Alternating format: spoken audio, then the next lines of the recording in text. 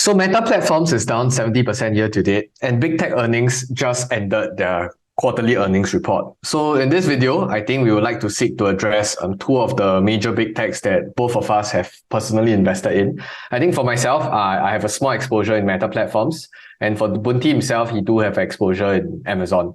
So I think we'll start off the entire discussion by first talking about Meta Platforms. So maybe just wanted to start off, Boon, do you have what are your general thoughts about Meta recent earnings? Yep. So, Meta share price dropped a lot, right? It is the worst compared to all the other big techs, right? And then when I try to understand what's the situations, there are a couple of talking points which I want to discuss with both of you. Okay, things that we all know, for example, iOS changes hitting their ads revenue, and then there's also cyclical slowdown in the ad spend, and then there's also Reels, which is cannibalizing their own feeds and stories, right? So they are kind of hurting themselves now. So these are the main talking points. So I just want to throw this as a question. Do you agree these are the reason, or do you think that there's something else? So I'll pose this question to Eric first. See what you have to comment. I think after listening to the All In podcast, right, I think Chamath was saying that because of the amount of cash, right, cash burn that they're gonna dump into this reality labs. I think he was saying that the market is concerned because they are not really very lean, going forward. They are we're going to spend significantly more than the what did they spend? 3 billion, is it? 3 or 4 billion, and then they're going to progressively scale up. So I think the market is what? You sure? You spend 3 billion and there isn't really anything left. And then of course, I think Chicken, his recent video, he mentioned also that they are doing share buybacks, but it's not really from their free cash flow. It's more from they issued debt. So I think in this current environment, personal opinion, I don't think that's a really great idea, and where everyone else is frantically trying to pay down debt. Yeah. So your main view is that this is coming from the expenses, and they have a lot less cash flow, a lot less earnings, and that's causing investors just run away. That's your take. I mean, that is the macro environment that we're living in, right? I mean, just look at Chicken's background. It's why are you doing this? Why are you raising more debt to do share buybacks? And your shares are falling off a cliff and you're buying them. And there's a reason why those companies that share tank so much, right? Because I wholesale, I know that they're trying to stop burning cash, and they're not really buying back their shares, even though the shares have fallen close, is it 80% around there? Yeah. And they're not even trying to buy back, just okay lor, just drop lor. Yeah. So for all these companies that sometimes they don't show good results, right? And then as an investor, we try to differentiate whether the kind of challenges that they are facing, is it a short-term things and then you will recover later, or could be something that is long-term and it will keep on dragging and dragging for many years, and hence share price also gone case, right? So my questions to Chicken is that, do you think that the challenges that Meta is facing now, is it a short term, or do you think that this is a more long term or structural kind of problem or challenges that they're facing? Well, I think that's actually a very good question. I've also consumed many videos online, and especially on the YouTube platform. So you can see there's two extreme camps, right? There's the ultra bull, the ones that say, oh, no worries. They smack their chest and say that confirm all short-term problems. Then on the side, you have people opening the earnings statement, right? Then they line by line start scolding Mark Zuckerberg, say, wow, this one, why like that? Why expenses like that? Why headcount like that? Then they one by one basically put Facebook on the operating table and say that why they're bad. Personally, I think the truth is always probably in the middle. I personally think that, because I have to disclaimer first, I'm a current Meta shareholder. I bought in a little bit early, so I think my cost is around 180 something to 190. But it's a 2 to 3% exposure in my whole portfolio. So it's not very big. I think I will divide the whole problem into two parts. So firstly, I think it's the family of apps. Then secondly, we'll talk about the metaverse. So the metaverse one is a little more tricky. So we leave that in the later part. So let's talk about the family of apps first. firstly, I think there was a consideration, at least since last year or starting of this year, that it's so saturated that they cannot grow users. But I think this earnings report and even the previous quarter, they continue to show strong growth. They continue to show that they can keep acquiring users. I don't know where the heck all these people come from, but you really think about it, the whole world, excluding China, like 1 point something billion out, they basically are everywhere already. I mean, sure, there are still room for growth, but I think the bigger worry is because you can observe that ARPU is kind of average revenue per user is kind of tapering off, and now people are concerned that if they're cannibalizing a lot of their current like pictures and videos, right? How are they gonna continue going on? Because we know that Reels monetization is not as good. So I think that's the first part. The second part is so the first part is talking about in terms of user acquisition. They're still growing their users, so this one no questions asked. The second part is confirmed about competition. Everybody like to talk about TikTok. Mm-hmm. To me, I'm actually not very concerned about TikTok because there is still this very huge overhang about China. So one part of me says that I'm very bullish about China because I believe in in their human talent. If not, they can't engineer this whole thing that took over the world. They was at the right time, right place, right engineers, right algorithm. But that's it. I think the whole US China thing will worsen and TikTok will probably be next on the table. So I'm quite sure, or at least I'm speculating that if TikTok gets banned, Meta shares will probably jump by like 20-30% in one day. It's the same kind of volatility because of that movement. But I think just a few key statistics that Mark actually mentioned in the call, right? Based on many of their capex that is spending in AI and their ML and whatever, currently, I think just to pull out a few numbers, 140 billion reels are played daily on Instagram and Facebook, and the reels time is up 50% on a rolling 6 months basis. 50%.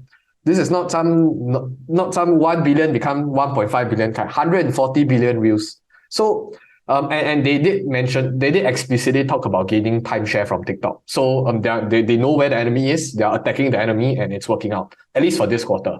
So if you go through and look all the downloaded apps on App Store, on Apple Play Store, whatever, the three apps, right? Instagram, WhatsApp, and Facebook, it's still out of like 3 out of top 5 or 3 out of top 4 for both app stores. So I really don't see the family of apps going anywhere. So that's why I still remain relatively bullish in terms of like people talk about cyclicality and iOS changes. I think they are investing heavily in that position. So this part, I'm not that worried. Now, talk about this elephant in the room, this metaverse thing, right? Honestly, I only have three words to answer. I don't know. I don't know where this is going to go. I don't know how much they're going to burn, and I don't know how shareholders are going to foot the bill at the end of the day. So in this part, it's a very big question mark, uncertainty. I agree. Truth be told, I think my two bottom line is if you don't believe the metaverse is going to come true and you don't believe Mark Zuckerberg is going to make it happen, then I don't think you should be invested in the stock. I think that's my guiding principle. Yep. So yeah, at least for me now, I believe in Mark Zuckerberg and I believe in the metaverse. So that's why I'm still I have vested interest, but I'm not gonna say like I'm gonna go all into meta platforms and this is gonna 10x from here. I'm not that confident. So that's my rough take. Yeah, I just want to go into more details, especially when it comes to competitions or versus TikTok discussion, right? I just want to get some view from Eric also, because when we talk about like, in the past, I think Meta or Facebook, they used to be quite good at copying others, and then they do even better, right? For example, they copy Snapchat and they copy all these functions before. So in terms of stories, it's also not invented by them. They actually copy from Snapchat. And then now I think Snapchat is, I don't know where are they now. Now my question is, right, they are copying TikTok for sure on their reels. It's exactly the same thing, right? Do you think that, Meta, when it comes to reels, are they really like doing as good as TikTok, better than TikTok? Or is it like not so much? Like, do you think when it comes to competition, can they actually fight TikTok at the place where TikTok is their best? So just want to get some view when it comes to this competition. Okay, actually, this was a question I wanted to ask Chiking when he was discussing about it. He said they have some issues monetizing reels. So I don't know like how efficient TikTok is monetizing this eyeball, this attention economy, but I think it's not as profitable as a long form, like, or even post static pictures and all that. So I think TikTok, they have a lot of impression share. I'm just quite skeptical, like, okay, how are they going to monetize it? Because if you look at the short form, right, there's very limited space. And some content creators say that it is actually quite difficult to kind of like direct people, like put down links in the description, ask them to, sign up what Patreon and all those nonsense. They say they can't really do that. Right. Like, so there's some limitations, like when you are influencer on the TikTok, to monetize the channel is like actually not that simple compared to like maybe YouTube and Facebook, the previous format. So I don't know. They know the enemy. Yes, they know. They are trying to gain market share. But what if you go to the top of the mountain, right? Say like, I win TikTok. Yes. Then after that, then TikTok say, good for you, lor. Show me how to monetize. Then so it's like kind of is the question is, right, is TikTok making like money hand over fist? Like, are they like super profitable? So I don't know. They show us that they can get a lot of eyeballs, a lot of attention. How does that translate into profits? Like, is it translating into profits? Like, so Facebook is going after this piece. So I don't know. I wanted to ask Chiking, like, do you know if Mark Zuckerberg has any strategy to monetize? Because the previous time, right, where he actually he bought over WhatsApp, right? I think until now, he still has some difficulty monetizing WhatsApp. I think Instagram was doing quite okay when they come out with those shopping, like they post a picture and then you can like straight away tap on that and then just go to the shop straight away, or you can buy with a click and all that. They were doing quite well with that. I don't know, something disrupted them and then the thing like fizzle out, or is it still like red hot now? I'm not really sure what's the status. Maybe can Chiking like Over to Chicken. Right. enlighten us? So maybe just to share some of the stats. These are not official numbers, by the way, because TikTok is not a listed company. They do have some leaked memos coming out here and there, and I did read what they've done. At least from a Wall Street Journal exclusive. I will probably give some emphasis that they are probably more reputable in terms of the numbers. So just some figures alone. Revenue for ByteDance actually up 80% in 2021 to 61.7 billion. But then the expenses was up 79%. So they're basically driving growth and they're just pouring money into the current growth trajectory of TikTok. And I think their cost of sales came in around 27 billion. So that's around half, like cost of goods sold is half of whatever they're doing. If I'm not wrong, I think I read it somewhere in 2022, they just turned profitable. So at least in last year, they were still loss-making and they kind of turned profitable. And I think I also saw one report, maybe I can link it somewhere later if somebody's doing the editing. I think the advertising revenue actually surpassed Alibaba in 2 years. So in this year, they surpassed Alibaba in advertising revenue in China alone. So that was why when TikTok came in, the scale was so crazy that it basically shake up the entire industry, regardless whether it's in e-commerce, in social media and whatever, they just come in and shake everybody. But I think the main concern, like you suggested, right, is how are you going to monetize this effectively? Because having high top line doesn't matter if it doesn't flow down to bottom line, right? Because it doesn't matter to shareholders, at least, if there's no profits or no cash flow. So I think back to the first point where Eric was talking about the two parts, about one from the influencer perspective, one from the company perspective, right? So from the influencer perspective on like the creator economy, that's the zinger word that they like to use, right? Patreon, subscription service, how they're gonna tip, maybe even e-commerce, etc. For this part, I think TikTok has done a fairly good job in terms of creating like shops, storefronts and stuff. But like you said, I think from my understanding, for creators, it's quite hard to monetize. And I think like per 1,000 subscribers, it's not valued as much compared to YouTube. So like Definitely. a YouTube 1,000 subscriber versus TikTok 1,000, because at the end of the day, people just swipe. So you are at the mercy of the algo. But for YouTube, I still, if I have like a solid fan base of let's say 10,000, every time I post video, there's 10,000 people watching. Even though people don't push, Many of them probably consume it from like uploads or like they tend to push your creators that you subscribe first before the discovery mechanism kicks in. So I think in terms of the creator economy wise, people don't really earn from like ads or don't earn from what. It's more of integration where sponsors you, and you still have to be extremely creative with your placing of that particular content piece. Because from what I understand, I'm personally I'm a TikTok user myself. Whenever I see ads like from DBS or from CPF or whatever, I'll just scroll away because I'm not interested. But I recently came across this CPF ad that was damn interesting. Like it got hundreds of thousands of likes. I don't know whether you all saw it before. Basically, some Zoom background thing and at the beach or something. It was damn funny. So at the heart of advertising, at least on the TikTok platform, it's still creativity. So it's a good thing. It's a good and bad thing. It's a double-edged sword, right? Because if you're to understand it from the perspective of the creator, means that regardless of how big you are, if you're not creative, you're cut off because you're not engaging enough and people are not engaged with your content, then you're gone.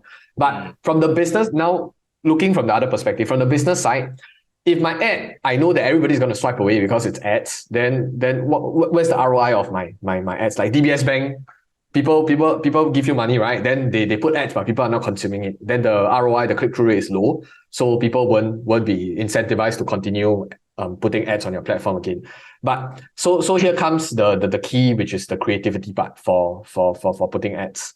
But I think on the flip side, when you look at Facebook or Reels, right, for now, I think they also haven't figured out the monetization, which is why you can see it's evident in like cash from like operating flow.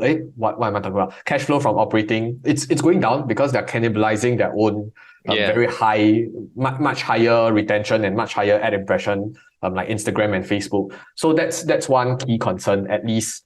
I don't think none of them have figured out yet. And honestly, I'm also afraid that because TikTok now feels like a Vine 2.0 in the making, we don't really know what's going to happen with this. Even though there's a huge amount of attention, nobody knows how to monetize it. And if nobody knows how to monetize it, the company is going to fail sooner or later because it doesn't bring in profits, cash flow, and it's not long lasting or it's not sustainable in the long run.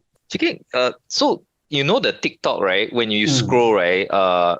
I'm a TikTok user lah. I'm also a creator, like of sorts lah. Yes, so I realized that you can scroll through any ads, no? Like, is that's true, right? I can scroll through. There's no unskippable ads on TikTok. Is that true? As far as I know, I have scrolled through all the ads also. So yeah, there's no unskippable ads. So if that is true, right? Then what you said, right, is very dangerous for TikTok, and I think in extension for Meta also, because then you will mean that if I, like, for example, if I'm DBS, right, I want to put an ad and I want people to see this ad, right, I cannot do unskippable ads. Right. And the onus is on me to actually come up with a creative ad, not with TikTok. So that, I think for advertisers is asking a little bit too much. I'm paying you and I have to make sure that my ad is good enough. Right. Yeah, so that is like to me is a very big question mark. Do all are advertisers like really creative? Because from what I see on YouTube and other social media, right, I think out of 1,000 ads, right, maybe got one is nice to watch one. The rest is all crap.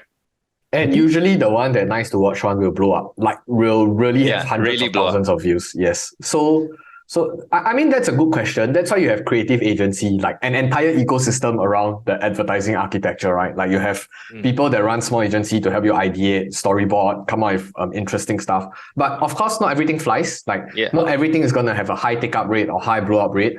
So I think the onus is still on the advertisers because at the end of the day, this is on an impression-based ad. So specifically for DBS, I don't think there is a, how do I put it? So most of them like to. I think they mostly advertise for their insurance plans or their savings plans or whatnot lah.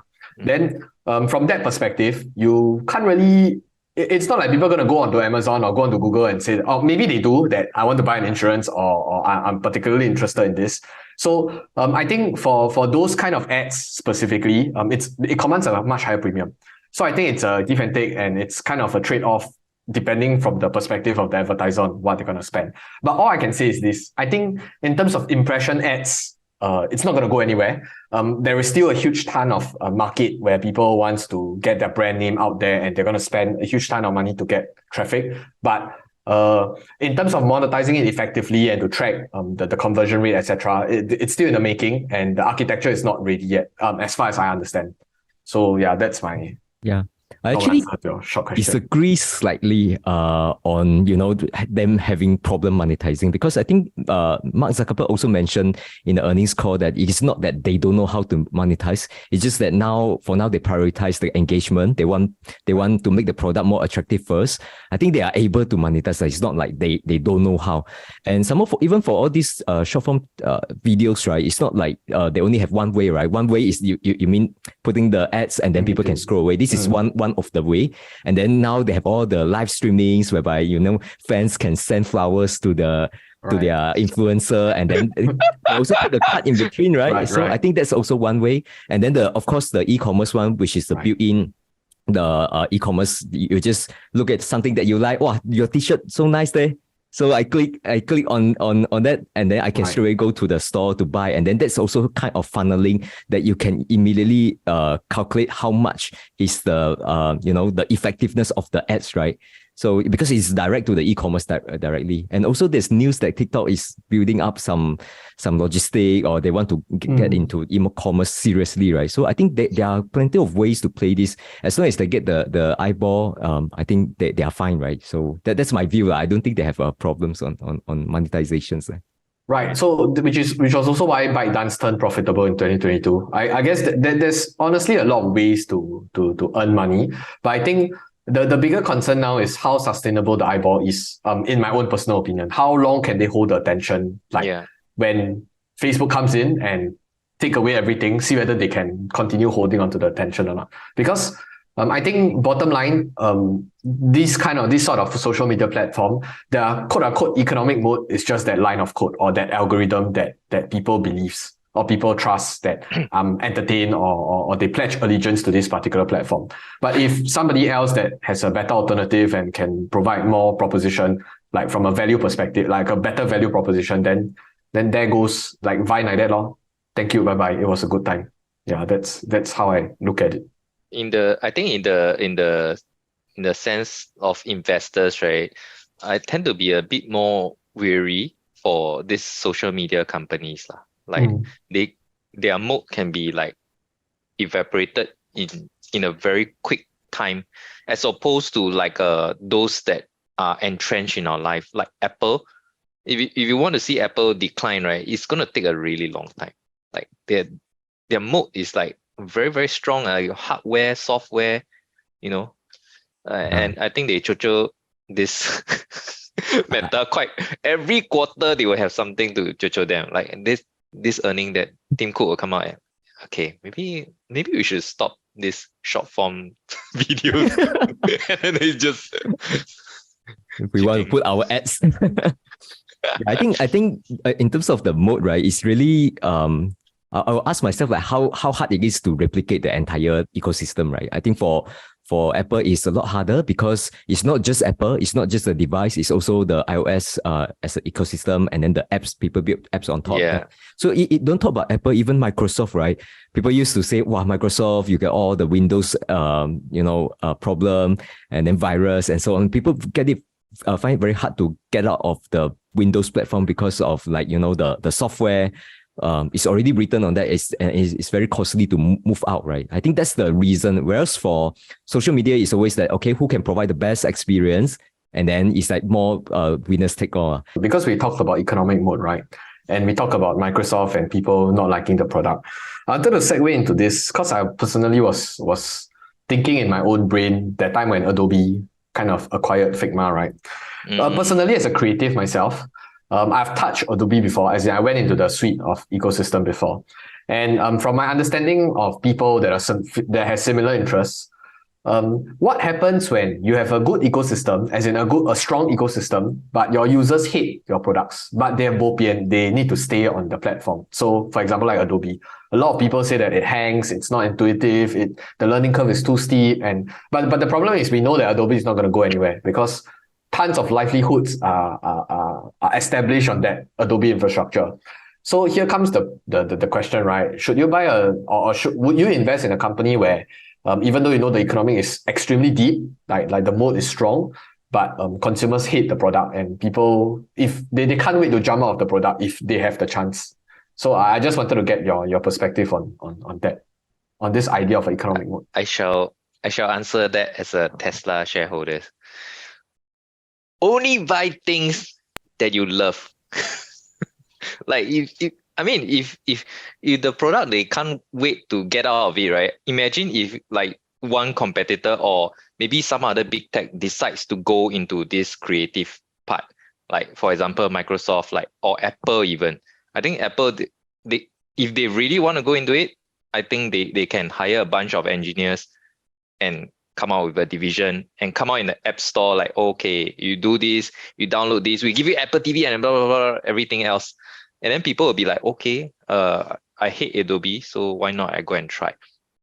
So there's a very high likelihood. That's why I think this Jeff Bezos, right, he say that consumers are the top priority.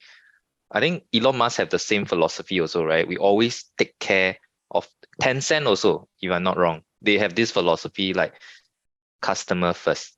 Everything else will follow. Revenue, profits. Yeah. Customer first, quite easy to say. Alibaba also say customer first, but They did. Yeah, you go and check the vision and mission statement. Yeah, it is. Okay. Yeah, sorry to cut Punti off. No, I'm just saying that actually when customers say they don't like, but yet they still use that, right? Actually means that they like, No. As in they have no better alternatives, right? If there is better alternatives, okay, for example, like talk about Adobe, right? If most of the customer don't like the Adobe, but yet they can't find another good alternative, right? And we know from that statement alone, we know that, okay, there's demand for a better product. And the question is why till now there isn't one better alternative, right? So I think that then they acquire away. No, I think Figma is just one of the product out of like everything that Adobe offer. So my point is that if there's better product, people already created it. I think Figma is one example, but it is just a subset of whatever Adobe is doing, right? Yeah. So I think it leaves room for this kind of new invention. But the fact that people don't have better alternative, it just shows that it actually even though Adobe isn't that good, but it's very hard to build something that's even better, So that things, the hard part, right, becomes something like a moat already. Yeah. So it's like I'm trying to defending my castle, and then this is a weak castle, but then actually I can imagine a better one, but nobody's know how to build, right? So no point, right? So still the best one. that to me is a moat still. Yeah. Yeah, but it's just like if we have a choice, right, as investors, do you want to invest in a company where the people absolutely love the product, or you want to invest in a company that the people are no choice. I have to, they were saying the same thing about YouTube, right? Like, why not somebody come out and compete with YouTube? Like, YouTube seems to be the only place that you can do all these long form videos. Like, better not talk too much. Later, the algorithm. No, I think YouTube, just show that it's hard to build something better than YouTube. It's actually pretty hard. Okay, now come to the metaverse, right? This metaverse things, I think is very controversial because Mark Zuckerberg seems that super convinced this is the next big thing. And probably, I think he's seeing this as the next big thing that can even disrupt TikTok, right? Because TikTok, what you can get is only like how big is the screen, right? And then you just one thumb scroll. Whereas for metaverse, you will basically live in it, right? So it's really immersive, this kind of future, right? And I heard that there's someone that talked that, okay, it's not just Mark Zuckerberg. I think there are other people who say that VR, AR, this is the final form of, form factor. Like we will no longer live on top of just a screen, right? It will be just an immersive kind of experience, and that is the ultimate destinations. So I just want to get like two of you, maybe start from Eric first. Like, do you actually buy into this kind of future, like his expectations? Like, okay, metaverse is the future, or you're skeptical? I think this will indeed be the final form, like living in the virtual reality. Like we see all this futuristic sci-fi movie, almost all of them, 100% without a doubt, is like that. That is the future. And I also believe that that is the future.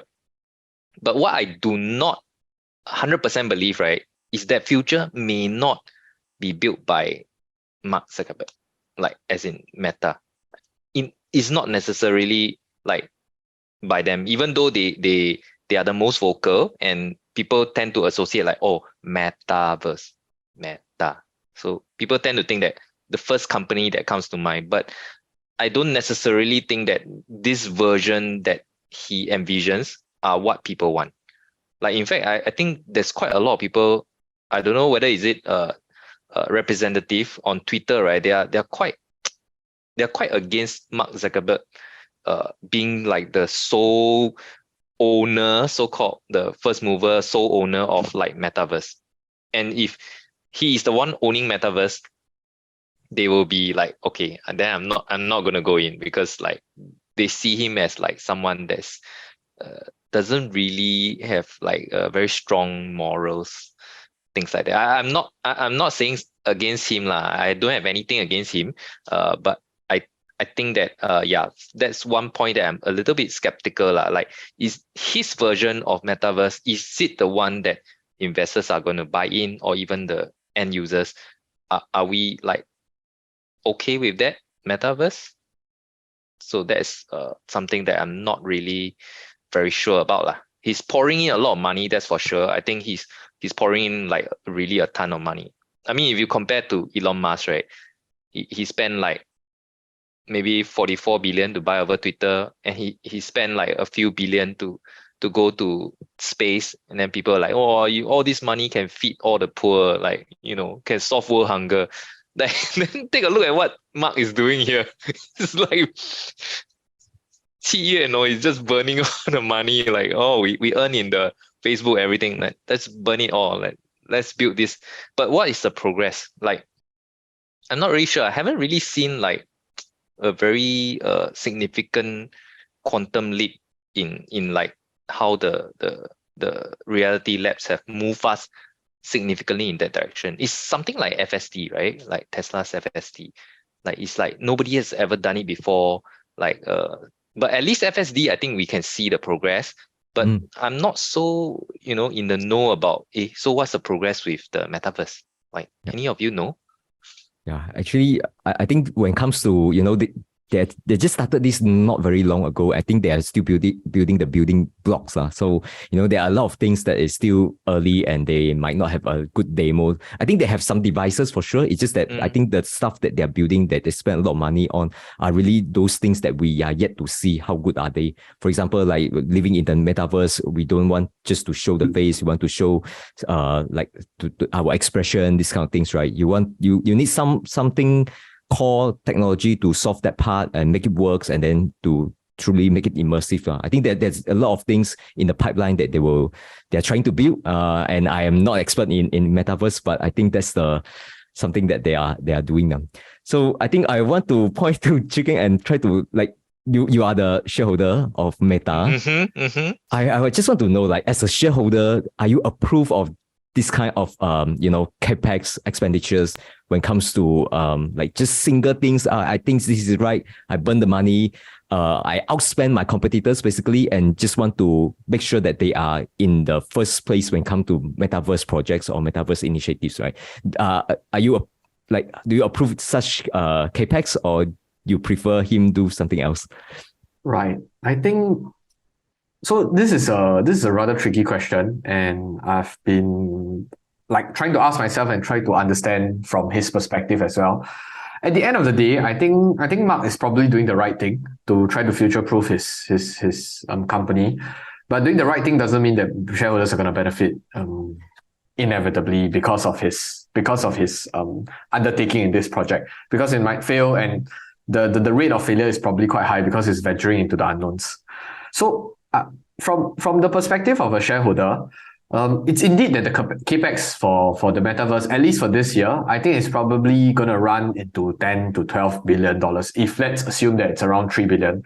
But But then again, if you look at it, 29 billion of capex, if 10 billion is in the metaverse, so means the other 20 billion is in the family of apps. And they're still, I'll be concerned if Mark Zuckerberg only cares about this thing and just like forget about it. And even though the core business is deteriorating, it doesn't care. I think that's when I get nervous. But it seems like his core business, it's still growing. It's still posing great amount of engagement. It's still driving greater amount of revenue on a constant currency basis, at least. I don't really think that as long as he feels that he's using the additional fund and he's funneling it to try to future-proof the business, I'm probably fine. But like I said, I believe that the metaverse is the future, but I'm also not too sure whether Meta is the company that provides that future. Because from what I understand, because I'm invested in big tech in China as well, Alibaba is also in the metaverse. Tencent is also in the metaverse. Everybody's in the metaverse, but their core focus is different. So Tencent's focus is more of into the mixed reality where you try to play with the game. So their focus is more on gaming. Then Alibaba is more focused on e-commerce. Like I actually recently just saw Tmall just launched this new function where you scroll through and then there's this like let's say you want to buy this dress, for example, or whatever, or this clothes. You just stand in front, it immediately bumps into you and see you can check yourself out with that AR VR version of yourself within the in-app itself. So they created this product release. I think they just launched it a few weeks ago. So all of them have different focus in different areas of life, and it's all considered AR, VR, virtual reality, mixed reality. So then this space is very big. At least for now, I think from the perspective of a CEO, I think Mark is probably the only one that will pull it off, because the rest of the big tech are gonna be they're gonna say no. I'm not interested in this. I'm not gonna burn so much capex. And they're just going to wait for things to slowly transpire. And you iterate finish ready, I think it's fine. It's good time for me to enter, then maybe Apple will start throwing money. I don't know. But at least from what I understand, I think Tim Cook recently just said that he's not interested in the metaverse, and he said I saw it on a CNBC headline. I never really read, but Tim Cook said that he's not interested, or he don't believe that the metaverse is the future. So I personally am skeptical about that comment. I think metaverse is the future, but maybe it's just not the time for Apple to invest in this specific industry itself. So that's just my short 2 cents about it. Yeah. Let's say if they are like spend so much into all these projects and together with the family and apps, right? And until their net income is like dropped to zero, and basically they're not earning money for 2 to 3 years. Are you fine with that? Or do you have some other opinions that he should probably distribute some money to shareholders, right? Right. Where do you stand? So here comes, that's a very interesting question. So I actually built a model. So actually Meta has provided quite a lot of good guidance in terms of capex. Like I think for this year, it's probably around 32 billion. Next year, they say that 34 to 39 billion. So all these assumptions can very easily bake into the model, and then you just project out and just discount the cash flow back to kind of figure out the present value. So from what I understand, at least for now, I tried to kind of play around with the numbers to see that what the market is trying to price today, because Meta is trading at $100 or 94 as we are speaking. 94. Yeah. So I based on the projection on a $100 basis, then the market cap and what they're expecting. So from here on, it seems like everybody is just expecting cash from operations this year to collapse by 20%. In 2022, then 2023, maybe there's a slight recovery of maybe 10%. And then 2024 is the one where they appreciate back up, because that's when they say that a lot of their reels and a lot of their monetization efforts will come in within 12 to 18 months. So that was when I kind of adjust the growth rate back up to in 2024 to around 20 to 25%. So for capex, I just follow the estimates, assuming that they don't anyhow spend even more. So from there on, you can kind of get a rough gauge on what the market is feeling today. And I'm not really concerned about net income specifically, because net income it's very manipulative. Like it's very easily manipulated. If I'm going to spend a lot of money, because at the end of the day, earnings is accrual basis. So it's in that time frame. I'm just interested in this year, what they're going to spend, what's the revenue in, what's the cost out. So I'm more concerned about the cash flow and how they're gonna play around with the cash flow, what's gonna go out in capex and whatnot. So then back to the first question, when Eric was voicing his concerns about investing or actually loaning out money to buy back shares, right? I think a small amount of money is probably okay, because at the end of the day, as long as your cost of debt and the IRR of the investment, it's fine. As long as IRR wins your cash cost of debt, it's fine, because it's at a very low valuation. But if you tell me that at $300 valuation, or at $300 price target, then they loan money to buy back shares at such a high price, then I'm not comfortable lah. But at this current low pricing, I think given the pristine level of balance sheet that Meta has, this is the first $10 billion debt that they just took up. I think even an additional $10 billion probably should be fine, but don't just go out and every quarter just start borrowing 10 billion. That one, then I will start getting concerned, because at least in the rising interest rate environment, it's quite intense. But from what I understand, they actually issue bond, so it's a fixed rate. They don't really have to care what the interest rate is doing at the end of the day. So that's at least some sort of like financial engineering on their part, from my understanding lah, at least. Yeah.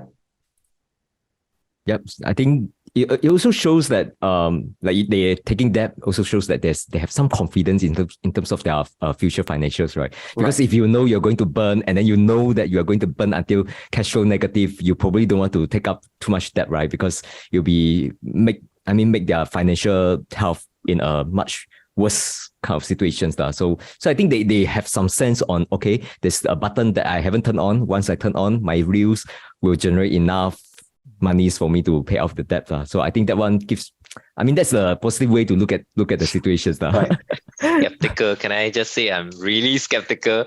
You can turn on the monetization so easily. It is, I think in big tech, right, it's all about iteration. You really need to iterate until you get the solution. Like even Tesla, I mean, they're such an innovative company, but you know that they have to iterate like multiple times in a day. Like, okay, can this work? So I think Elon's philosophy, right? Sorry, I'm very influenced by him. He's like, if you're not failing, right, you're not trying hard enough. Like, you just need to fail forward. Try what you think will work. Keep trying, and then if this doesn't work, do it this way. But so I'm like, pardon me, I'm a little bit skeptical about like we can just flip on a switch and wow, all the cash will come flooding in. Not really gonna happen. I was referring to the 12 to 18 months that they guide lah. So so it's mentioned. It's not like we speculate that there's a switch. I actually do agree on why the market is punishing Meta today, because this iteration part is missing from their Metaverse plan. Like they just say that I'm gonna burn this much amount of money. That's the only guidance they give. So I've been looking at MetaQuest and the new Oculus and whatever, right? I mean, you can follow their YouTube channel. They kind of post very short clips on what their Quest or whatever that's the $1,500 new device is capable of. But the take-up rate is not there. The demand is not there. You can see that the revenue from Reality Labs is like half quarter on quarter.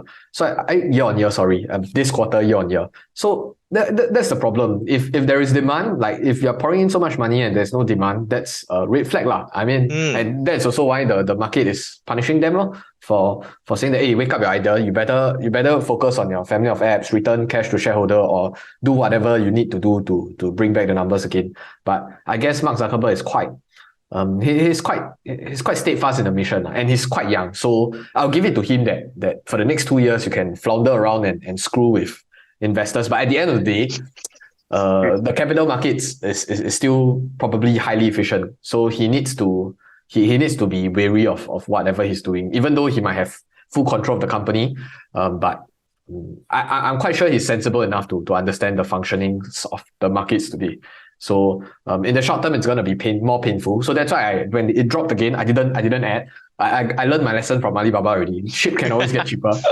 So but I do believe that there's a price for everything. So there will come a point where even though this Metaverse thing, you see until like that very like you cannot tahan, right? But there will still be a price where shareholders can benefit, because good company doesn't mean good investment. Bad company doesn't mean bad investment as well, because that's the beauty of the stock market, I guess. I have expected you to say because stonks. Yeah, actually, I have last questions on Meta to cover. I think initially I still want to remove this question, but Eric said that's a good question. It's a good question. So that questions, right, is talking about this. There's some shift in strategy from the Meta sites, right? So, in the past, they always focus on the friend circle and then you basically just share with your friends, right? But nowadays, especially, I think it's Instagram, that's the most obvious one, is that they no longer just show you people that you follow. They also show you recommendations. That means people that you don't follow. Also, they try to push it out, right? I think they mentioned that this is to increase the engagement. And then now they have their AI. They actually spend a lot of capex in terms of all these things to build out their AI capability so that they will recommend you people that they know you will like. I think I have to give credit to them for such a good job, right? I mean, of course, it shows in the engagement. So actually, my question to both of you, maybe start from Eric first, is that do you agree with such strategy shift, meaning move towards the recommendations, or do you actually prefer them to stick with the old way of doing things? Personally, actually, I'm not really that comfortable as an end user. Like a couple of months back, right? I don't know when they started this, but I started getting DMs in my Instagram because my Instagram is like a public account, right? So I got these DMs from like pretty girls in Hong Kong. Like literally pretty girls in Hong Kong. Like very specific. Like, where are you from? Sure, not. Hong Kong. Really? And I checked. I thought something wrong is something wrong with Instagram. Like, why are these girls who have no connection with whatsoever? We don't have mutual friends with no connection, like zero. Then they just text me. Then I say, so why you text me? Then all of them will say, I don't know. You show up as a suggested friend that I don't know. So I just click to message you. Then I'm like, okay, that's pretty random. So anyway, I struck out conversation with like one. Wow. Okay. One. I mean, that means the algo is working, right? Yeah. So I just conversed with her for a bit, right? Then after that, she start to become like pretty aggressive. I'm not sure why that she start to like say that you're good for nothing and all these things. Then I'm like, what? You sure it's a friend or is it like a scammer? That's my first impression when you say that's why I thought it was a scammer until you say that they do this unrelated and then push to. So I guess, give her a benefit of doubt. She probably is a real person. And she wasn't trying to ask me for any money. She just suddenly just nothing, right? Just say, oh, you're so free. I'm not like you. I'm very busy, right? Yeah. Only good for nothing bumps around, So I'm like 莫名其妙, right? So I just like ignore her. Then after a while, a few hours later, then she'll put question mark. And then say, I say you a little bit, then you discourage already, huh? They're like, what? What is this? What? Maybe that's the tactic, try to get you. yeah, maybe. But the thing is, she didn't really ask me for money now. Maybe it's because she wants to, like, don't know, form a relationship or abusive relationship with me so that she can abuse me. Send me some money. Then okay, I'll send you. She maybe looking for a sim. I don't know. I mean, from her profile picture, she was quite pretty lah. Like all the girls that DM me, very pretty one. So all the profile picture, all very chill. If you want, I can forward to you. I think that's the things, right? She's making you sending her money, and before you send, you actually ask for her permission. Can you send her money or not? I think that's like, the end goal. max sim. Like, but really, it makes no sense to me. I'm not. So for me as an end user, back to your question, I don't think it really works for me.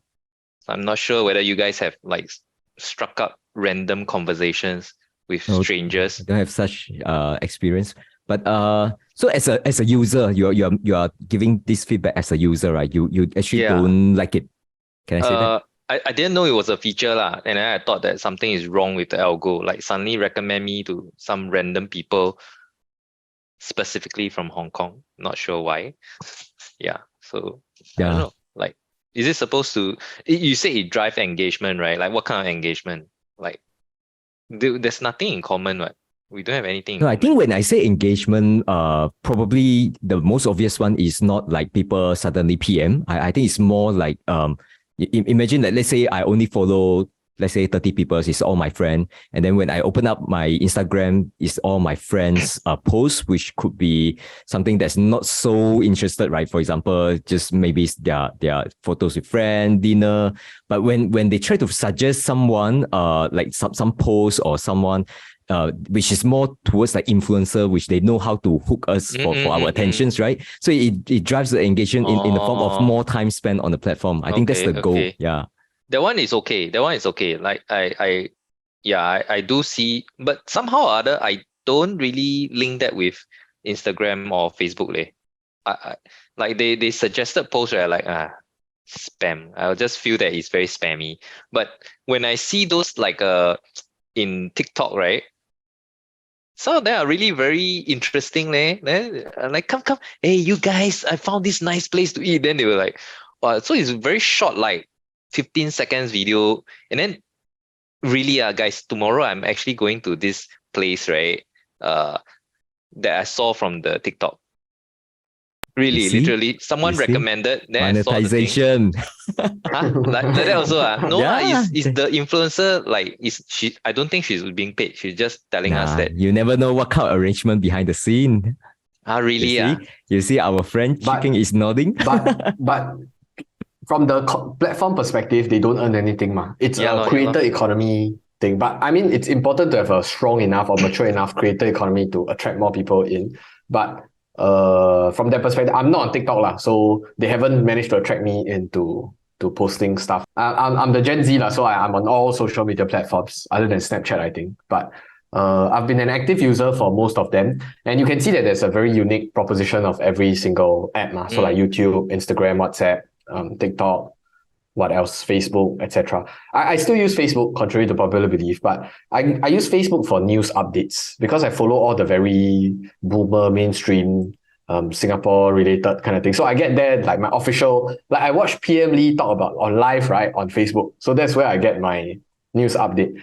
Then I think for Instagram, back to Bunti's question on whether this is the right strategy moving forward, I think it is, because at the end of the day, the base layer algo, which is where your friends are at, that is the network effect that cannot be displaced easily.